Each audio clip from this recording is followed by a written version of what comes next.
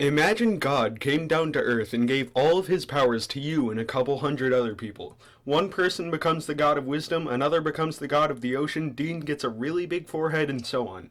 But the powers aren't evenly distributed, so you become the god of stage 4 cancer. Whoever holds this long stick is gay. This is pretty much what happened to Sopona. The Orisha, who were the gods of Yoruba mythology, didn't always have power.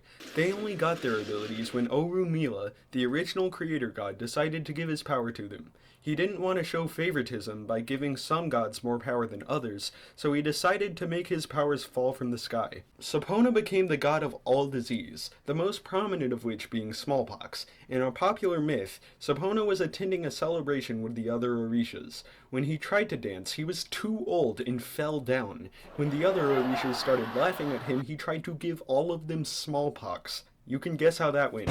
Smallpox was arguably the most deadly virus-caused disease in human history, not just due to its fatality rate or its contagiousness, but because of just how long it was around.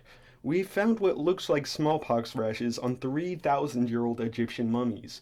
When you got the disease, rashes would form on your skin, which would then turn into fluid-filled blisters. These blisters would scab and fall off, leaving scars. 3 out of 10 people who got smallpox would die. Thankfully, it has since become the only disease in human history to be completely eradicated.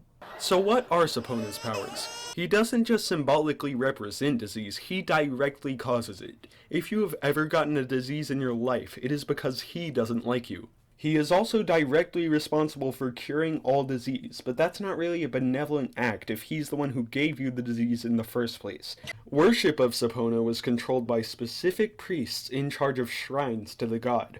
These priests were said to have a personal relationship with Sopona, which people of the Yoruba religion believed gave them the ability to cause outbreaks of smallpox.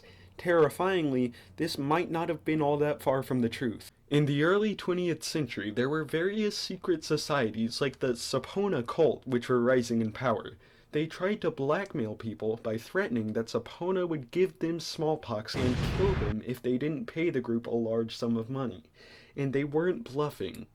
A doctor by the name of Oguntola Sapara secretly joined the group and discovered the secret to its power. They applied scrapings of smallpox skin rashes to anyone who refused to pay them. Thankfully, these groups were put to an end. But how do we know the ancient priests weren't doing the same thing? Sopona also had another name, Omalu. This name was almost never said out loud because saying it casually would make Omalu give you smallpox. Wait, what?